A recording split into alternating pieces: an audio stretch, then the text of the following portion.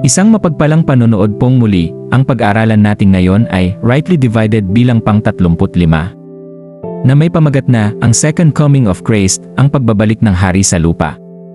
At may mga talata na Zacarias Kabanatang 14, talatang 1 hanggang 4. Mateo Kabanatang 24, talatang 29 hanggang 31. Gawa Kabanatang 1, talatang 9 hanggang 11. Apokalipsis Kabanatang 11, talatang 11 hanggang 16. Apokalipsis Kabanatang 20, talatang 1 hanggang 6. Katotohanan. Maraming mananampalataya ang naghihintay sa pagbabalik ng Panginoong Hesukristo. Ngunit kapag pinag-uusapan ang pagbabalik ni Kristo, may isang mahalagang tanong, ang rapture ba at ang second coming ay isang pangyayari lamang? Kapag hindi natin rightly divided ang salita ng Diyos, madaling pagsamahin ang mga talatang tumutukoy sa dalawang magkaibang pangyayari. Sa rapture, si Kristo ay darating upang kunin ang body of Christ at salubungin siya sa himpapawid. Ngunit sa second coming, si Kristo ay babalik sa lupa bilang hari upang hatulan ang kanyang mga kaaway at itatag ang kanyang kaharian. Kaya mahalagang makita natin ang pagkakaibang ito. Right division insight, ang second coming ay hindi ang rapture. Sinabi ni Apostol Pablo tungkol sa rapture. Unang Tesalonika Kabanatang 4, talatang 16 at 17. Sapagkat ang Panginoon din ang bababang mula sa langit at tayo ay agawin kasama nila sa mga alapaap, upang salubungin ang Panginoon sa hangin. Pansinin, sa rapture, ang mga mananampalataya ay agawin upang salubungin ang Panginoon sa hangin. Ngunit sa second coming, hindi lamang siya mananatili sa himpapawid. Siya ay babalik sa lupa. Zacarias 14 na, 4, at ang kanyang mga paa ay magsisitayo sa araw na yaon sa bundok ng mga olivo. Napakalinaw ng pagkakaiba. Rapture, ang body of Christ ay agawin upang salubungin ang Panginoon sa hangin. Second coming, ang Panginoon ay babalik at ang kanyang mga paa ay tatayo sa bundok ng mga olivo. Ang second coming ay pagbabalik ng hari. Noong unang dumating si Kristo sa mundo, siya ay dumating sa pagpapakumbaba. Ipinanganak siya sa sabsaban. Siya ay tinanggihan. Siya ay pinako sa krus.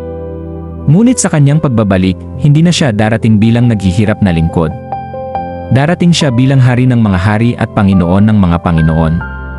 Apokalipsis 11:11, at nakita kong bukas ang langit, at narito, ang isang kabayong maputi, at yaong nakasakay doon ay tinatawag na tapat at totoo. At sinabi sa talata 16 na, Apokalipsis 11:16, at siya ay may isang pangalang nakasulat Hari ng mga hari, at Panginoon ng mga Panginoon. Ang mundong minsang tumanggi sa kanya ay makikita siyang bumalik sa kapangyarihan at kaluwalhatian. Ang second coming ay makikita ng mundo. Ang pagbabalik ni Kristo sa lupa ay hindi isang lihim na pangyayari. Sinabi ng Panginoong Hesus, Mateo Kabanatang 20, talatang 30. At kung magkagayoy lilitaw ang tanda ng anak ng tao sa langit at makikita nila ang anak ng tao na pumaparitong nasa mga alapaap ng langit na may kapangyarihan at dakilang kaluwalhatian. At sinabi rin sa Apokalipsis 1:7, narito, siya'y pumaparitong nasa sa mga alapaap at makikita siya ng bawat mata. Ang hari na minsang tinanggihan ay babalik ng hayag at makapangyarihan. Makikita ng mundo ang kanyang pagbabalik. Babalik si Kristo sa paraang makikita siyang umalis, pagkatapos ng kanyang pagkabuhay na mag-uli, umakyat si Jesus sa langit. Habang nakatingin ang kanyang mga alagad, sinabi ng dalawang anghel, Gawa Kabanatang 1, talatang 11.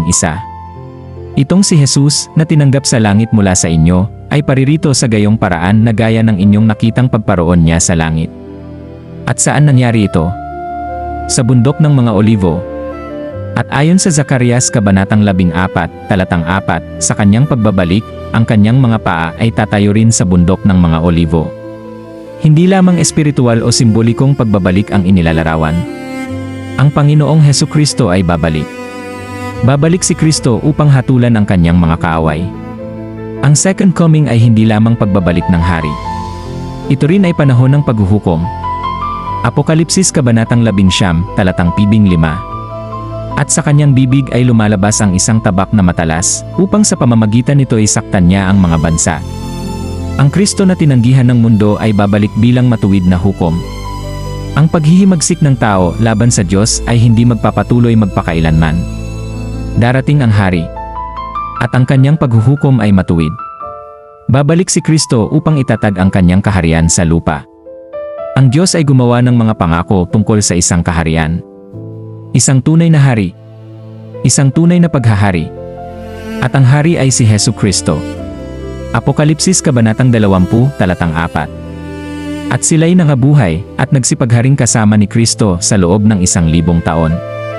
Ito ang tinatawag na Millennial Kingdom, ang 1,000 taong paghahari ni Kristo.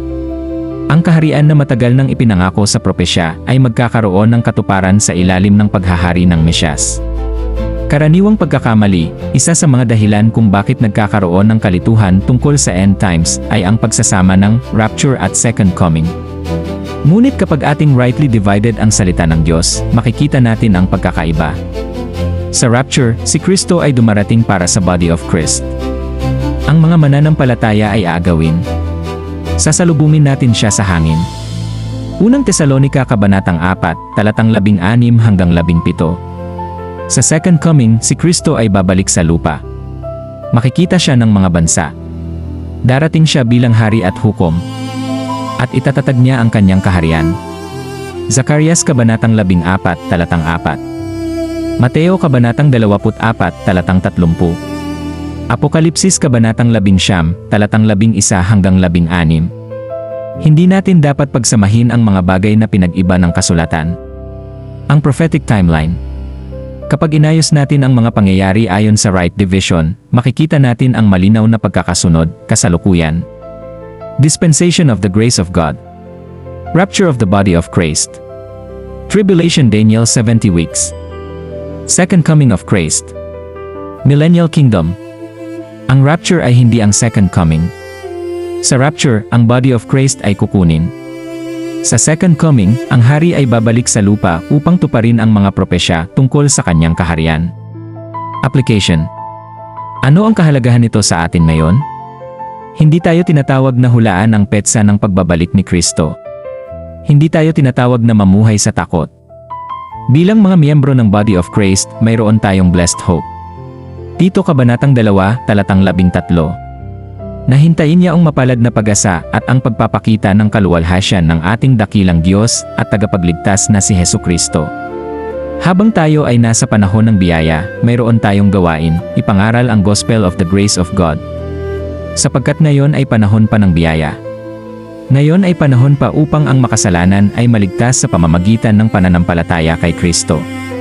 Takeaway, ang second coming of Christ ay hindi lamang isang theological doctrine na dapat nating malaman. Ito ay bahagi ng dakilang plano ng Diyos para sa lupa. Ang hari ay babalik. Ang Kristo na minsang tinanggihan ay babalik sa kaluwalhatian. Ang Kristo na sinuotan ng koronang tinik ay babalik bilang hari ng mga hari. Ang Kristo na ipinako sa krus ay babalik bilang matuwid na hukom. At ang kanyang paghahari ay hindi mapipigilan ng anumang kapangyarihan ng tao. Apokalipsis Kabanatang 11, Talatang 16. Isa hari ng mga hari at Panginoon ng mga Panginoon. Gospel reminder, ngunit bago natin pag-usapan kung paano haharap ang mundo sa pagbabalik ng hari, may mas personal na tanong, nasaan ang iyong pagtitiwala para sa iyong kaligtasan? Hindi tayo naliligtas sa pamamagitan ng relihiyon. Hindi sa mabubuting gawa. Hindi sa pagtupad sa kautusan. Ang ating kaligtasan ay nakasalalay sa ginawa ni Kristo para sa atin. Unang Korinto Kabanatang 15, Talatang 3 at 4. Si Kristo ay namatay para sa ating mga kasalanan, inilibing, at muling nabuhay sa ikatlong araw. At kapag inilagay mo ang iyong pananampalataya kay Hesu Kristo at sa kanyang natapos na gawa sa krus, ikaw ay naliligtas sa pamamagitan ng biyaya. Efeso Kabanatang 2, Talatang 8 at 9. Sapagkat sa biyaya kayo'y nangaligtas sa pamamagitan ng pananampalataya, hindi sa mga gawa. Ngayon ay panahon ng biyaya. Manampalataya kay Kristo at sa kanyang natapos na gawa para sa iyong kaligtasan. Pag-aralan mong ipakilala ang iyong sarili na subok sa Diyos na gumagamit na matuwid ng salita ng katotohanan. Pangalawang Timoteo Kabanatang 2, Talatang 5. Kung nakaabot ka sa dulo ng video na ito, paki-like, share at subscribe naman po upang marami pa ang makapanood ng video na ito. God bless us.